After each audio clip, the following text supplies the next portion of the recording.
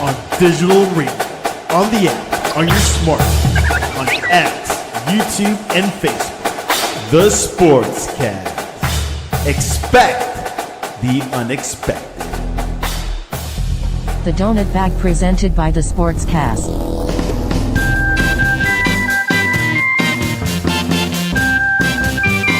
The Donut Bag, hosted by Joey Bag of Donuts. And here's your host, Joey Bag of Donuts.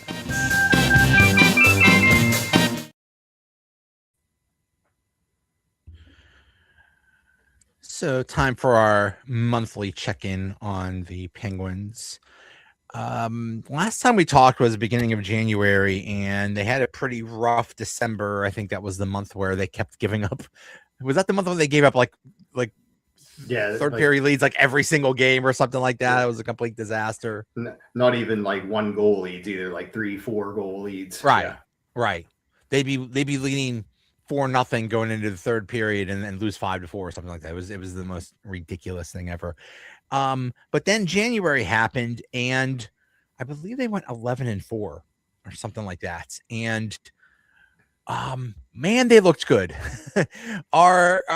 Is it safe to say, I mean, with I don't know how much of the season that's gone, is it safe to say that the Penguins are at least a playoff contender?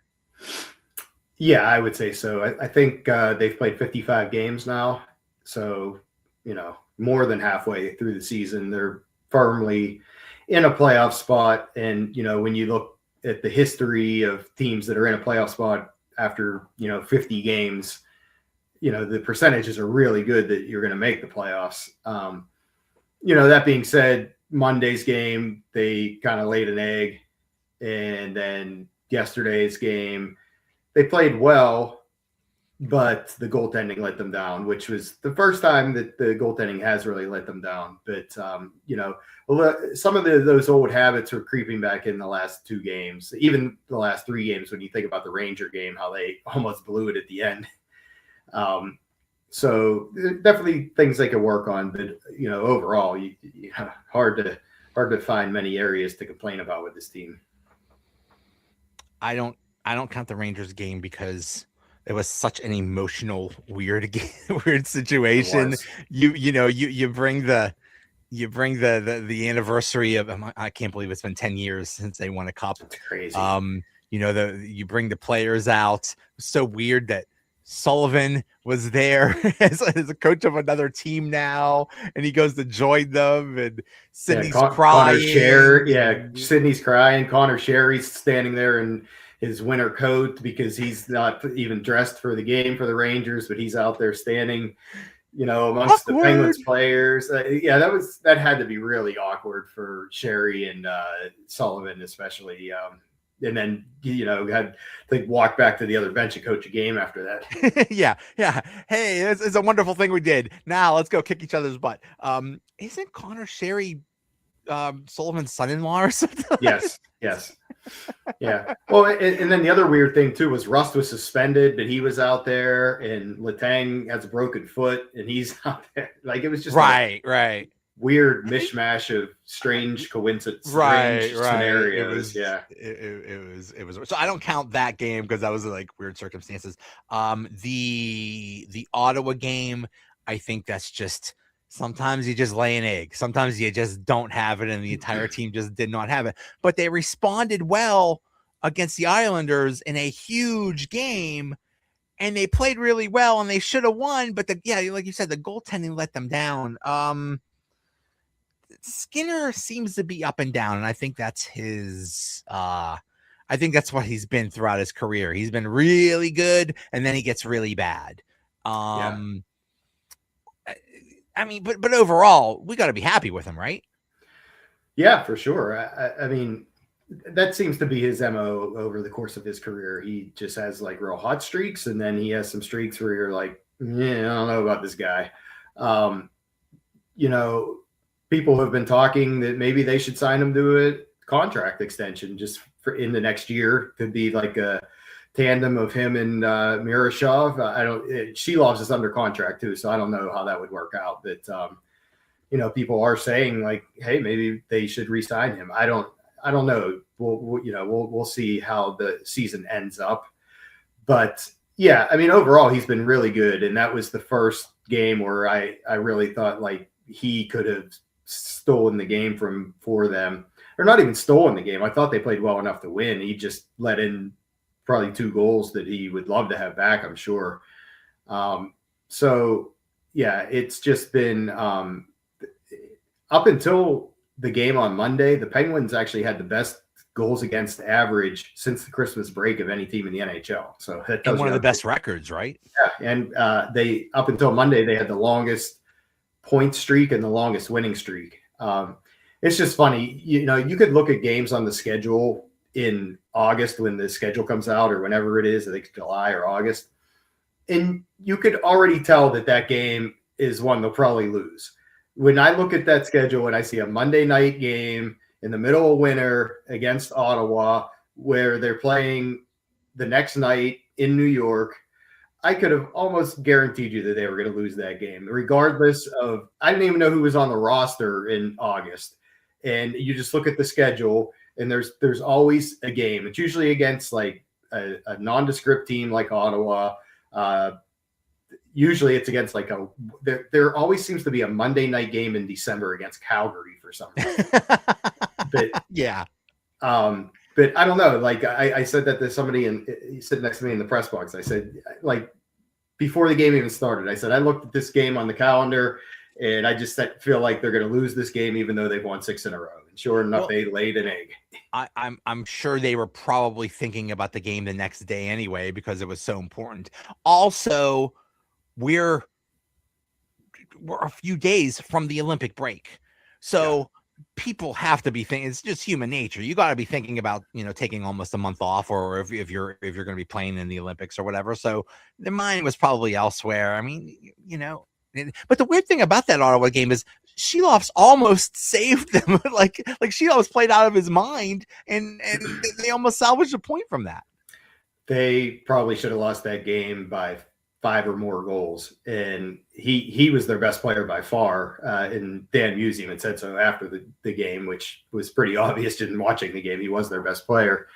But yeah, to your point, I think Erik Karlsson played the worst game of his season on Monday night. He was only credited with 2 giveaways. I had about 5 or 6 down on my little cheat sheet of paper that I keep during a game.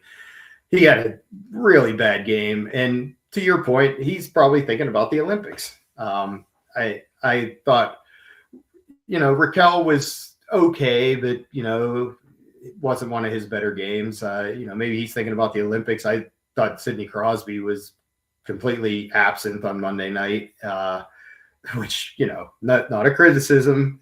Everybody has a bad game. I'm not criticizing Sidney Crosby. Don't send me hate tweets.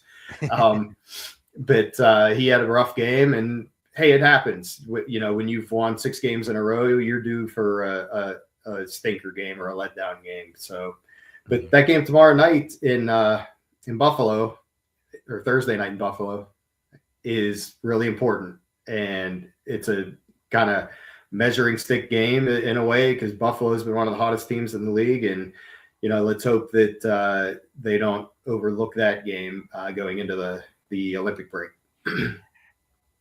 Yeah, wow. Buffalo's finally good. Yeah. Their 20-year rebuild finally worked. Seems like they were in a rebuild forever, but yeah, they're 3rd in the Atlantic. Penguins are 2nd in the Metro, and they have to keep that standing in the Metro. They can't wade in those wild card waters and end up playing the Lightning or something like that. That would be frightening. Yeah, the wild. I mean, I guess if you look at it from a Penguins fan perspective, they would all be happy just to make the playoffs, because I don't think anybody was expecting anything higher than like the 8th seed this year going into the season. But at the same time, yeah, you would like to avoid playing Tampa Bay or Carolina in the first round if at all possible. It's funny. We were just, there have been times when we talked, it's like, can they even make the playoffs? And I mean, at the beginning of the season, we're talking about lottery picks and stuff, and here we're mad because they only won 6 of 7 or something like that. So it's expectations have changed. It is just, I mean, when I see them play and when I see them like rack up like a whole bunch of goals in the game, it's like I just completely did not expect this, and it's just such a wonderful surprise. I mean, we were talking about, should they trade Sid because he's not happy being on a stinker team, and now they're looks like they're going to make the playoffs. Yeah, the crazy thing about that statement there is Crosby's line hasn't been doing much, and it's the other lines that have been, getting the bulk of the goals. I mean, they definitely looked out of sorts without Rust while he was serving his suspension. I think that kind of contributed to the lack of production from that line. But I have no worries about the Sidney Crosby line being there and being productive. But it's been, great to see that they're getting production from the fourth line, the third line, and that line with Gino and Chino. They're quite a pair, and Tommy Novak is no slouch on that line either. Well, let's talk about Chino. What the heck? I can't believe this might be the heist of the century. Someone might have to arrest Kyle Dubas for theft, because he basically got Chinakhov for nothing. And it's clear he is an awesome talent and he's doing great. And the funny thing is, they got him because he didn't get along with the Columbus coach, who they fired a week or two later. Yep. If they just kept him, he probably would be doing this for them, and the Columbus is doing well too. So, what is going? I mean, did the Penguins just find a major steal? Absolutely. I think since Columbus has changed their coach, I think they're like 8-1 or 9-1. It's crazy. They're chasing the Penguins for the second and third place. The Penguins and Islanders for second and third place in the division. I mean, I compared it on Twitter the other day to, some people were probably too young to remember this, but when the Penguins traded Marcus Naslund to the Canucks for a guy named Alex Stoyanov, I mean, that's how lopsided this trade is. I think Alex Stoyanov played like one season with the Penguins and got injured in a car accident of all things, and really never played again. But he was more of like a goon, like fighter type of player. And Marcus Naslund went on practically to Hall of Famer. Yeah, he got his number retired by the Canucks. So, but this time the Penguins were the team not getting fleeced. But yeah, it's just crazy that they just essentially gave up on this guy and traded him to a team in the division. Yeah. Yeah, it's just weird. The other crazy thing about that line is Malkin's on the wing. Yeah. And it's working. And Novak's the center, and it's probably the Penguins' best line. Yeah, right now that is their top line. And I think it's actually helping Malkin playing on the wing. It's less responsibility. It's less skating, which also means less opportunity to turn the puck over, less opportunity to miss your assignment. And, it is what it is. He's 39 years old. He was never going to be out there killing penalties and being relied upon in defensive situations. But especially now that he's 39 years old, that's tough skating up and down the ice and taking all those face-offs and, the responsibility that comes along with being a center.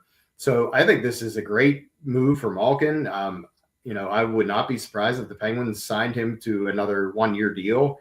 I know supposedly his agent and Dubas are going to talk during the Olympic break here. I think he's rejuvenated playing with Chinakhov. And I heard something crazy this morning. This is the first time he's ever played with a Russian winger in his I was going to say career. that. Is that crazy? Yeah. In all his years, he's never played with a Russian. That's insane. Yeah. I mean, he obviously had Gonchar on the point when he was first on the team in the early years, but that's all the wingers that he's had in the course of his career. I can't believe that he had never played with a Russian winger before. So this is I'm sure he's enjoying it, and he just looks totally rejuvenated out there. And kudos to him for agreeing to that. He could have Yeah. had an ego about it. How dare you even suggest I could be a wing? I'm always a center. How dare you demean me like this or something like that? No, he was fine with it. He's like, I'll do anything for you guys. I was like, great. And he's dealing with an injury, so this break will be nice for him. Yeah, and I think the last time we talked that we were speculating, like, is he not playing center because he's still injured and can't take the faceoffs? But now I think it's more of like, this is just kind of the way that they want to formulate that line. And I mean, Malkin, I think most people are aware, he said that he wanted to play with Tommy Novak in this past offseason. So, I mean, he's playing with his buddy from Russia and a guy that he wanted to play with. I think he's pretty happy on that line. Yeah. It seems like in hockey, when a team fires their coach in the middle of the season, they automatically go like on a hot streak. I mean, the Penguins won cups when they fired their coach in the middle of the season, like twice. So it's like, it's just I don't know, it's just a weird thing that you were just. It just seems to happen a lot in hockey. It's like, I don't think that happens in other sports. I don't see that happening in NFL or baseball or something like that. Like no, wow, you must really hate that guy. Yeah, I don't know what it is. Like, you just need to hear a different voice, or in some cases it's a completely different system.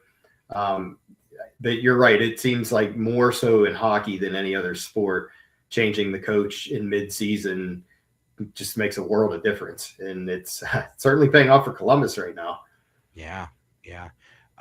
Another move the Penguins made January 20th, they acquired Ilya Solovyov from Colorado for Valtteri Puustinen and a 2026 seventh round draft pick. How's he been doing? I don't think he's been playing that much, but he has been playing lately. Yeah, with the injuries to Letang and Graves on defense, he's kind of been forced into duty, and he's been playing really well. He had a unfortunate thing happen last night where he screened Skinner on a shot, but you can't fault defenseman for that. I mean, I thought he played actually a really solid game last night. When this move first happened, I actually thought he's going to be probably go to Wilkes-Barre and, probably be, if he is up here, just scratch most nights. But he's actually really kind of settled into that sixth kind of defenseman on the third pair. And he's been solid. I mean, he's not been flashy. I liked it on Saturday. I forget who it was, got hit pretty hard, and he went right up to Rempe, who hit, I forget who it was that he hit. And he obviously wasn't going to fight Rempe, but he gave him a couple of good shots with his stick and took a penalty for it. And, he's done that a couple of times, like kind of coming to the aid of some of his teammates. And I like that about him as well. So I think I was another just solid, like under the radar move. And I think he's, kind of fit right in as that bottom pair defenseman.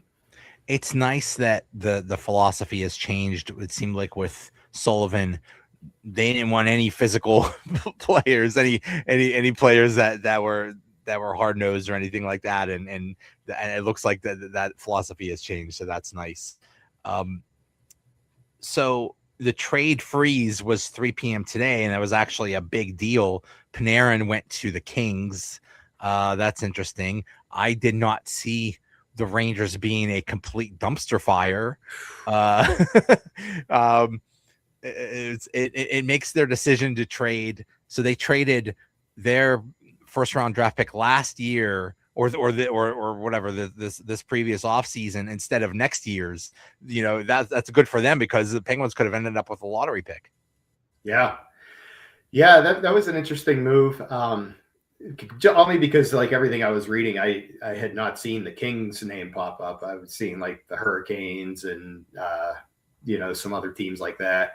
But that was such a weird situation. I think he sat out like 4, maybe even 5 games. Like, the Rangers are like, we're just not going to play you until we trade you. And it's like, okay, that's kind of weird, but I guess they just kind of have already waved the white flag that we're not making the playoffs this year, and we're just don't want to risk him getting hurt. But yeah, I thought Sullivan would actually go in and fix the Rangers. I thought they would be a playoff team. I didn't think they would be a cup contender, but I definitely thought they were going to be a playoff team. And they're just so bad. They can't score goals. Now, Sorokin getting hurt and, Quick having to play a lot of the games, and then they have another kid playing. That certainly doesn't help when you're, essentially he's your best player. And, when your best player is your goalie and he gets hurt, that doesn't help.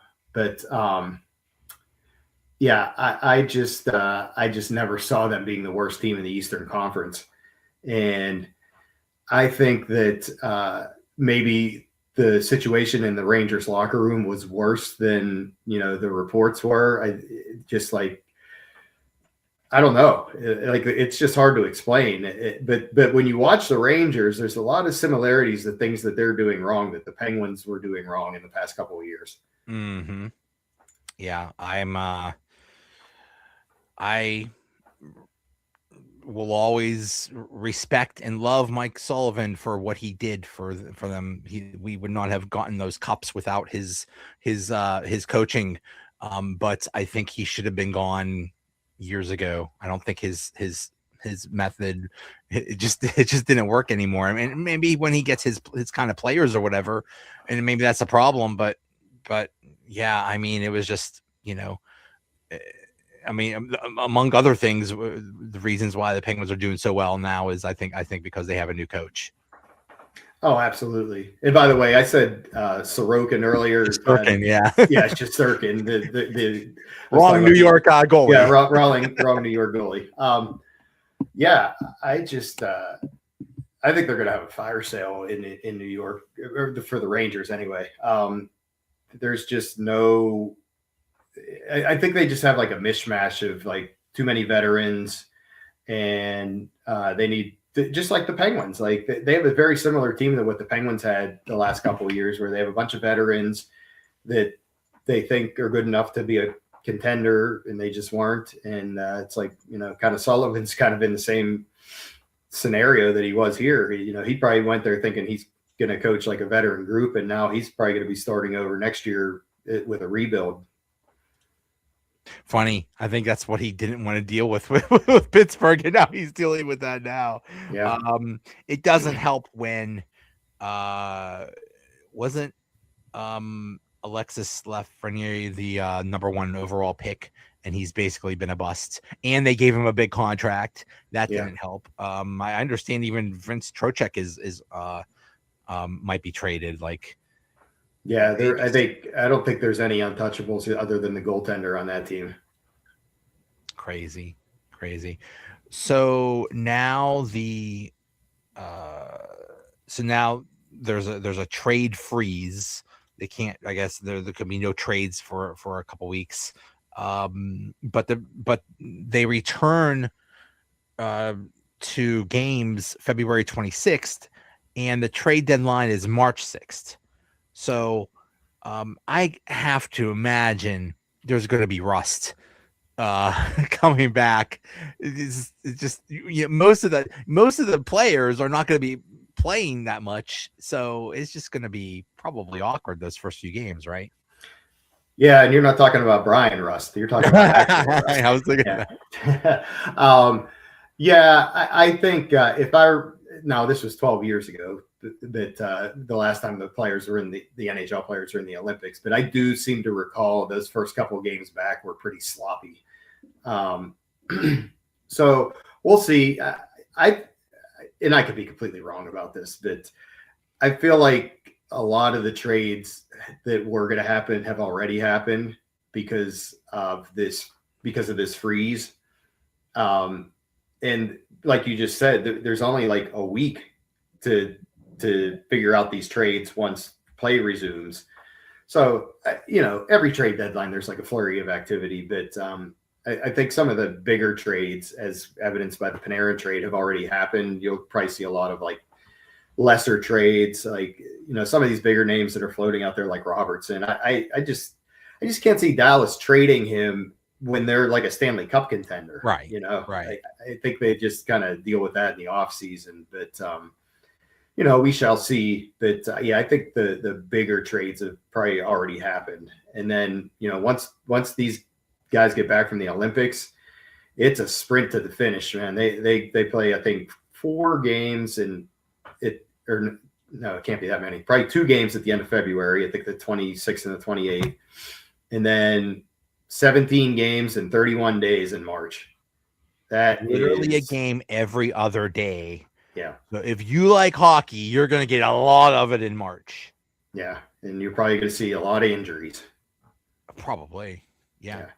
I mean, that's, it's cool that they're doing this, but it just stinks that it's in the middle of the season and just disrupts everything. And I mean, they've been playing a lot of games before this too. It's like, it's just a weird situation. It's a really, really compressed schedule. And, like, obviously you don't ever want to see anybody get hurt, but maybe this time off for like Chris Letang and when Malkin was out for a little while, maybe that'll be beneficial to them. Again, don't want to see anybody get hurt. I'm not saying it's a good thing that these guys got hurt. I'm just saying, in the grand scheme of like, the grind of the season, maybe it's good that they, have some rest, plus the Olympic break. Yeah. Is Russia not allowed to play? Is No. that okay? So because of the whole whatever, they haven't been allowed to do anything Olympic related for years now. So okay. Yeah, it was at first they got banned because of the way they treat their athletes. And I don't know if that's still the reason or, the whole, war in the Ukraine thing that's happening, which is a terrible thing. But, I'm not sure the exact reason why, but yeah, they're not participating in the Olympics this year. Do you think the Penguins will do anything at the trade deadline by either adding or subtracting? I mean, they do have players that are on expiring contracts. I mean, Skinner, Kulak, Anthony Mantha, Clifton, they're all going to be free agents. Do you see any of them going, or do you see them making any additions? I could see a guy like Kevin Hayes getting traded just because he's been a healthy scratch for, I think, 8 games in a row now. And I think he could be a useful player to somebody. Then again, he's a depth forward and, there's going to be injuries. So I don't know. Maybe more of like a minor move. Like they've got Matt Dumba down in Wilkes-Barre. Maybe a team's looking for a 7th defenseman or something like that. Like I said, the Penguins could use some, right-handed defensive help, depth more than, I wouldn't say help, but depth. There's always the chance of getting like a role player. The Penguins' 4th line has been so good. I don't know if they really need to mess with the chemistry of any of these lines, really. Right. I mean, they're all working. They're all doing well. So. I mean, when you think about it, Dubas has already made his moves, getting I can't pronounce his name either. Solo. Yeah. Him. Yeah, and Chinakhov. I think he's pretty much made the moves he's going to make. Like I said, there could be like a minor deal with like Kevin Hayes or Dumba or one of the guys in the minors, but I just I don't see any big major moves coming. No. It's crazy. It's just absolutely crazy. I just can't believe we're in this situation that we're talking about playoff spots and stuff like that. It's a wonderful surprise. And I mean, almost everything Dubas has done has turned to gold this season. And it's just amazing. If he doesn't win GM of the year or whatever that prize is, then there's something wrong. I mean, every free agent signing that he made is they're having like a career year. Right. and I mean, even the Tristan Jarry contract that he signed him to 5 years, and you're like, oh man, they're never gonna get out of this. He pulled a rabbit out of his hat and not only got a starting goaltender for the rest of this season, Who's playing well. Yeah, he's playing well, a solid defenseman in Kulak, and a second-round pick. For a guy like we talked about the last time, that any team in the NHL could have picked up for free last year when he was on waivers. Right. So, I mean, that was the one bad contract that I thought that he signed, and he basically got rid of it. I know we still have the Graves, or the Penguins still have the Graves contract that they're dealing with, but he's coming off IR. I don't know if he's going to play tomorrow, but he's played better. I mean, he's definitely not playing up to the money that he signed for in the contract, but he's been better this season to the point where maybe he could be traded. The Penguins would have to eat some of that salary, but potentially he could be moved. So we'll see. But I mean, yeah, I mean, if he's not in consideration for GM of the year, there's something wrong. Every time I look at the Penguins salary cap situation, I laugh because there's still Jack Johnson on the books. Making almost $1 million.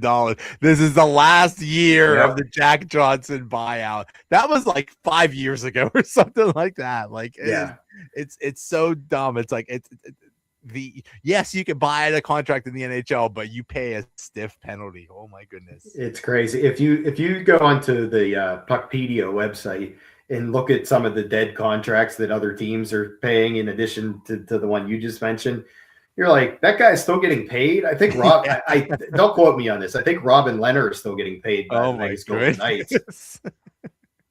But, I was just looking at Tristan Jarry's stats. Oof. Yeah, he also called out the team the other day in an interview, saying that they need to play better defense in front of them.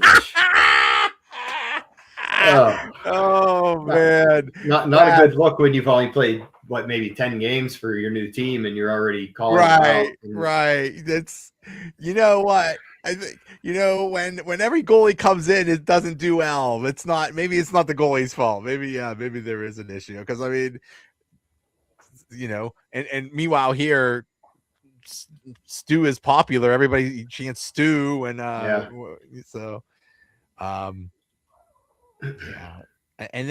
and Kindle is still doing great. Now, he used to be on a kid line, and now he's on a line with two giants, and that's still going well. I love that line because he has no fear. As you saw last night, he went right to the net, and they thought they scored, but it wouldn't have counted anyway because he was basically on top of the goaltender. But he has no fear to begin with, the way he plays, and just watching him. But playing with those two towers on either side of him, he has even more of a no fear in. I don't know how to put it, but that would make someone bold, that for sure. When you have giants next to you. Yeah. It's like when Boko Imama was in the lineup for the Penguins, everybody was skating a little bit taller. But I just love the way he plays, and he just seems dangerous every time he has the puck. Like anytime him or Chinakhov have the puck, it's like something's going to happen here. Something good's going to happen. I think that's a great fit on that line. And, he just continues to score. It's too bad the Penguins only visit Vancouver once a year, because he played the game of his life when they were up there, scoring 2 goals. And he probably could have had 4 the way he was playing in front of all of his family and friends. But he brought like 200 people or something like that. Yeah, I think it was like 182 people. He's probably playing for free the rest of the season. I didn't have that many people at my wedding. Yeah, my goodness. Yeah, and he's 18. How many people? I was going to say, when I was 18, I probably didn't know that many people. I didn't know that many. It was like if I brought like my entire school or something like that. But how do you know these people? It was really cute. Like he would score a goal and the whole section would erupt or something. Yeah, that was great. But, he's been great, and I think that there's nothing but upside potential for him. It was a draft pick this year. Yeah, It just doesn't happen. You're just supposed to wait years and years for these people, and he's contributing right now. It's crazy. Yeah, it's just like everything is kind of falling into place. And by no means am I saying they're a Stanley Cup contender or anything like that, but there is something there are a lot of things to like about this roster. Yeah. Speaking of rosters, I'm looking at the Team Canada roster, and yes, they have amazing forwards and amazing defensemen, but their goalies are Jordan Bennington, Darcy Kemper, and Logan Thompson. What's going on? Don't this is the hockey country. Aren't you supposed to have better goalies than this? They haven't had good goaltending in a while. I'm surprised they didn't ask Marc-Andre Fleury to come play. Seriously. I mean, obviously Bennington's won a cup, but the Blues this year are having a really tough year. Thompson was on IR. I think he's going to be taken off IR and might play tomorrow. And Darcy Kemper, I mean, he's an okay goalie, but, it doesn't wow anybody. Really, I mean, I guess the U.S. might have the best goaltending because they have Hellebuck, but the Jets are one of the worst teams in the league this year. So yeah. Who knows? It's going to be interesting, but yeah, Canada, for whatever reason, they have not produced great goaltenders in a long time. And that might be their Achilles heel. I mean, when you look at their forward and defensive pairings, you're like, who's going to beat these guys? Right. Then you look at their goaltending, you're like, well, maybe that's how you beat them. You just get a lot of shots on net and traffic in front. I mean, you got a team with Crosby, McKinnon, and McDavid, and Cale Makar. Yeah, you're doing all right. So, yeah, I'm not gonna shed any tears. Oh, good. Tom Wilson's on that team too. Yay! Great. Sydney and Tom Wilson playing together. That'll go great. You know what? Just out of instinct, Tom Wilson's probably going to cross-check his own teammate. I could see that. Yeah. I'm looking at Sweden's team. It's like, they're okay. Looks like it's basically between US and Canada. It's I just hope the arena is completed and that the lights stay on. Apparently there's power outages already. Like, yeah, they're having a lot of issues. I read, now this was about a month ago, they played a scrimmage game on the ice surface that they just put down, and like a sinkhole formed in the middle of it. There was a hole, and the scoreboard was basically the size of an iPad. Like okay, this was nice in 1972, but I think we've progressed a little bit since then. Maybe they're trying to recreate like the dot matrix scoreboard from like Lake Placid or something. Like nostalgia. Yeah. Oh well. Should be interesting. So where can people find you, follow you, and get more of your work? You could find me on Twitter at PGHVC, and I've been doing a lot of writing recently for Pittsburgh Hockey Now. I actually just put an article up there. It's a history of Penguins radio broadcast. It's just I got nostalgic on Saturday hearing all those Mike Lang goal calls from the 2016 Stanley Cup.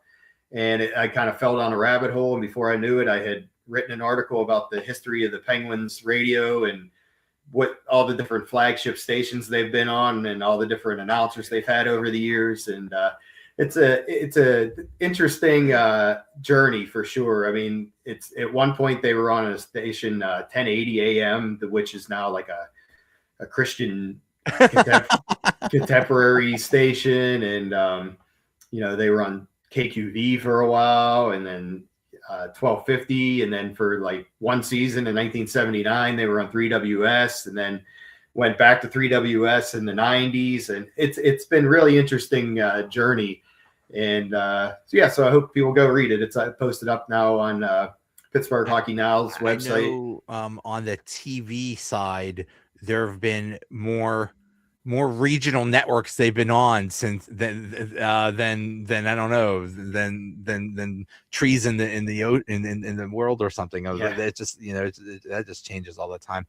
I was listening to the radio that game against the Rangers when they were doing the ceremony with the 10-year anniversary, and Phil Bork got emotional because they were playing goal calls of Mike Lang, and he's like, I miss Mike, and I was also getting emotional.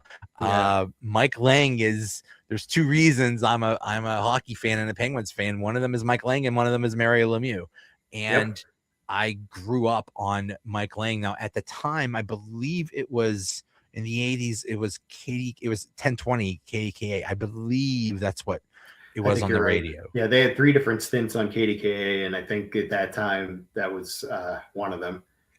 Yeah. But I got a little emotional too when I was hearing those Mike Lang goal calls. By no means were we good friends or anything, but I had some nice conversations with Mike Lang over the years. What a great guy and a nice guy that he was. And obviously I also grew up listening to Mike Lang goal calls, and it was the thrill of a lifetime for me to get to meet him and talk with him, and sit in the same booth as him sometimes. When I would do the in between periods with Brian Metzer, and I definitely miss him, and he was one of a kind, that's for sure. Didn't he have the same headphones for 40 years or something like that? He had like these old school, like it looked like something from the 60s. It was insane. And I think that's why he always sounded like he was broadcasting like it was 1960 or 70.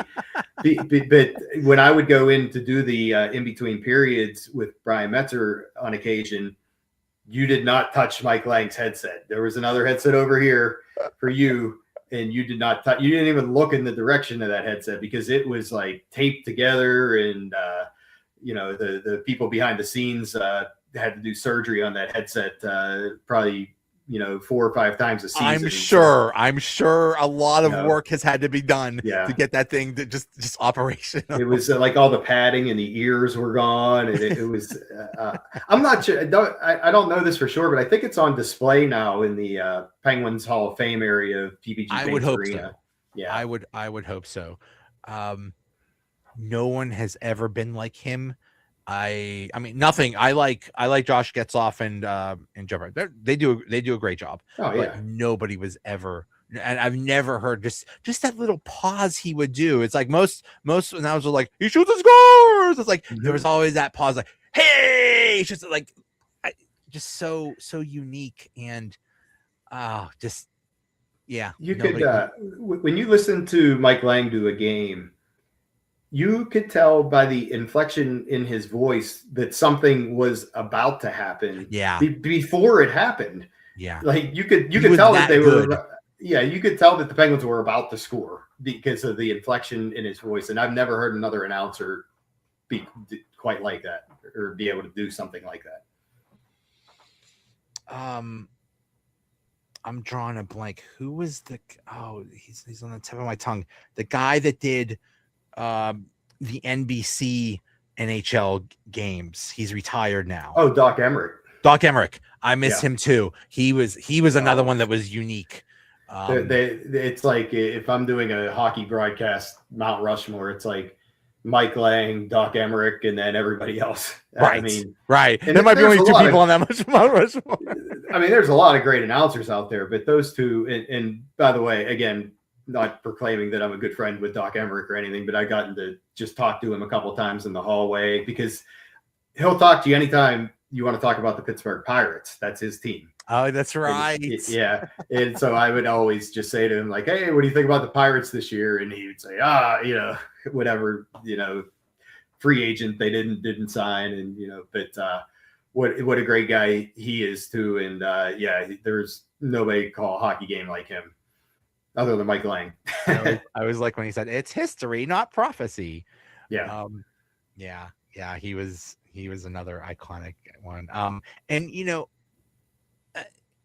there was a time when Mike Lang would do the radio and TV at the same time. They just simulcast it.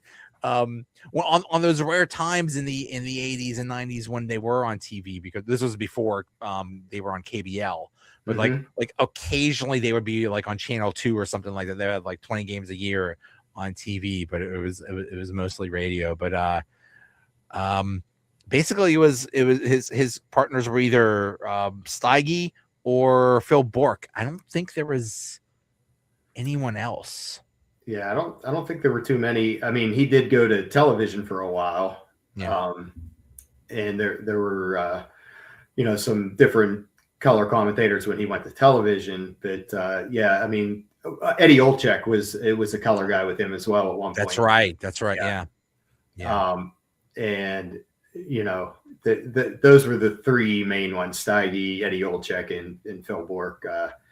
And all three of them were great with him, and obviously all three of them had just nothing but great things to say about him. So I'm sure. Yeah. I